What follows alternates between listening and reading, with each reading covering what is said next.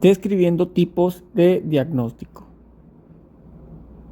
Un diagnóstico preciso es fundamental en la psicoterapia, ya que no solo ayuda a comprender la naturaleza del problema del paciente, sino que también guía la selección de las intervenciones más adecuadas y facilita la evaluación de la efectividad del tratamiento. Un diagnóstico psicológico es el proceso mediante el cual un profesional de la salud mental evalúa y clasifica los síntomas, comportamientos y características emocionales y cognitivas de un individuo para identificar y comprender problemas psicológicos o trastornos mentales. Este proceso implica la recopilación de información detallada a través de entrevistas, pruebas psicológicas, cuestionarios y observaciones. Pero, ¿cuál es la importancia de un diagnóstico psicológico? Número 1. Guiar para el tratamiento. Permite seleccionar las terapias y estrategias más efectivas según el trastorno identificado. Número 2.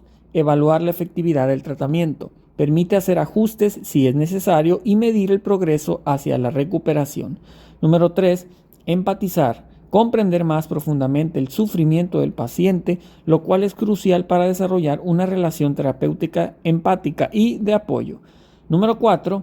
Prevenir problemas futuros. Facilitar la detección temprana de trastornos o problemas emergentes, lo que puede prevenir el desarrollo de complicaciones más graves.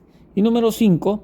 Cumplir normativas profesionales. Cumplir con los estándares y directrices profesionales establecidos en manuales y códigos de ética, asegurando que el diagnóstico y tratamiento se realicen de manera consistente basada en evidencia. Ahora, ¿qué tipos de diagnósticos psicológicos existen? Número 1, diagnóstico intuitivo. Número 2, diagnóstico inductivo. Número 3, diagnóstico diferencial. Y número 4, diagnóstico hipotético. El diagnóstico intuitivo se basa en la experiencia y el conocimiento del clínico que le permite formular una idea sobre el diagnóstico del paciente a partir de una impresión general y de su percepción subjetiva del caso. Este enfoque es menos estructurado y más dependiente de la intuición del profesional. Por ejemplo, un psicólogo con amplia experiencia en trastornos de ansiedad puede, tras una serie de entrevistas y observaciones, identificar de manera intuitiva que un paciente presenta un trastorno de ansiedad generalizada, incluso antes de aplicar pruebas diagnósticas específicas. El profesional puede basar su juicio en la forma en que el paciente describe sus preocupaciones y su nivel general de ansiedad. Diagnóstico intuitivo se basa en la experiencia clínica y en la percepción subjetiva del profesional, permitiendo una comprensión inicial de los problemas del paciente antes de realizar una evaluación más estructurada. Garb, 2005. El diagnóstico inductivo implica recoger información específica a través de entrevistas, pruebas y observaciones para llegar a una conclusión general sobre el diagnóstico del paciente. Este enfoque se basa en la acumulación y análisis de datos para identificar patrones y establecer un diagnóstico. Por ejemplo, un psicólogo utiliza cuestionarios de autoevaluación, entrevistas estructuradas y pruebas psicológicas para identificar un patrón de síntomas que coincide con el diagnóstico de un trastorno obsesivo-compulsivo. El diagnóstico se basa en la recopilación de evidencia específica y en la aplicación de criterios diagnósticos estandarizados. Nos dice Kendall en el año 2006 que el diagnóstico inductivo se basa en la recopilación sistemática de datos específicos a través de pruebas y observaciones para llegar a conclusiones generales sobre la condición del paciente. Diagnóstico diferencial se refiere al proceso de distinguir entre dos o más trastornos que presentan síntomas similares. El clínico debe evaluar las características específicas de cada trastorno para hacer una distinción precisa y llegar al diagnóstico correcto.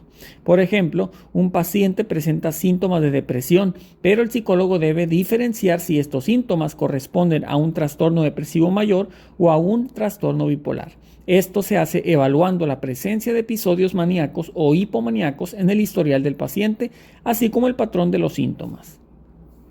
Nos dice Kruger y Tack en el año 2007 que el diagnóstico diferencial es esencial para distinguir entre trastornos que comparten síntomas similares, permitiendo una evaluación más precisa y una intervención adecuada. Por último, el diagnóstico hipotético. Es un enfoque en el que el clínico formula una hipótesis diagnóstica provisional basada en la información inicial disponible. Luego se realiza una evaluación adicional para confirmar o refutar la hipótesis. Por ejemplo, un psicólogo observa que un paciente muestra síntomas de ansiedad intensa y pensamientos obsesivos. Como primer paso, el clínico formula la hipótesis de que el paciente podría tener un trastorno obsesivo-compulsivo. Posteriormente, realiza pruebas específicas y entrevistas adicionales para confirmar esta hipótesis. Vamos a poner un ejemplo mediante un informe psicológico, pero antes, lo que nos dice Robinson en el año 2010 es: el diagnóstico hipotético implica la formulación de una hipótesis diagnóstica provisional basada en la información inicial, la cual luego se somete a pruebas adicionales para confirmar o refutar la hipótesis.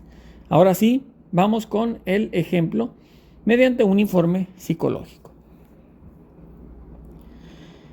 Tenemos los datos de identificación. Es nombre Ana María Pérez, 28 años, femenino, el 5 de septiembre de 2024. Y el psicólogo evaluador fue el doctor Juan Rodríguez, licenciado en psicología. El motivo de consulta de la paciente pues es que se presenta en consulta debido a síntomas persistentes de ansiedad y cambios en el estado de ánimo que han afectado su desempeño laboral y sus relaciones interpersonales.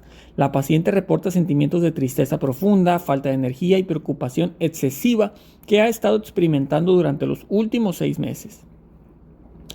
Los antecedentes generales: su historial médico pues no se reportan condiciones médicas crónicas, se encuentra bajo tratamiento con un antidepresivo prescrito por su médico general. En el historial psicológico, Ana María ha tenido episodios previos de ansiedad durante su adolescencia, pero no había recibido tratamiento profesional hasta el presente. En el historial familiar, la madre de Ana María tiene antecedentes de trastorno de ansiedad generalizada y su padre ha mostrado episodios de depresión. El genograma muestra la siguiente estructura familiar. En el caso de sus abuelos maternos, tienen salud en general buena. Sus padres, por ejemplo, su madre de 50 años, antecedentes de trastorno de ansiedad generalizada, y su padre de 52 años, episodios de depresión. Sus hermanos, su hermana menor de 25 años, sin antecedentes psiquiátricos reportados, y su pareja actual, sin conflictos significativos reportados. Las pruebas e instrumentos aplicados. Se hizo la entrevista clínica estructurada, utilizada para evaluar la historia clínica y los síntomas actuales, el inventario de depresión de Beck, la escala de ansiedad de Hamilton y el cuestionario de estrés percibido. Los resultados es que en la entrevista clínica, la paciente reporta un estado persistente de tristeza, fatiga, dificultad para concentrarse y una marcada preocupación por diversos aspectos de su vida. Las alteraciones en el sueño y el apetito también son evidentes. Respecto al inventario de depresión de Beck, Ana María obtuvo una puntuación de 27, indicando una depresión moderada a severa. En la escala de ansiedad de Hamilton, la puntuación fue de 24, lo que sugiere niveles elevados de ansiedad. Y en el cuestionario de estrés percibido, la puntuación refleja un alto nivel de estrés percibido en la vida diaria. El diagnóstico: trastorno depresivo mayor. Y bueno, los criterios del DSM-5 es que la paciente presenta síntomas de depresión persistente durante al menos 2 semanas, incluyendo estado de ánimo deprimido, pérdida de interés en actividades, fatiga, dificultades en la concentración, alteraciones en el sueño y el apetito y pensamientos de inutilidad. Y también el trastorno de ansiedad generalizada. Criterios del DSM-5 que lo avalan, pues es que Ana María muestra una preocupación excesiva e incontrolable acerca de múltiples aspectos de su vida, acompañada de síntomas físicos como tensión muscular y problemas de sueño. El plan de tratamiento recomendado, pues es una psicoterapia cognitivo-conductual con enfoque para tratar tanto la depresión como la ansiedad, centrándose en la identificación y modificación de patrones de pensamiento disfuncionales. La reevaluación psiquiátrica: una consulta con psiquiatra para ajustar o revisar el tratamiento farmacológico, así como terapias de manejo del estrés, técnicas de relajación y estrategias de manejo del estrés para ayudar a reducir los niveles de ansiedad percibidos.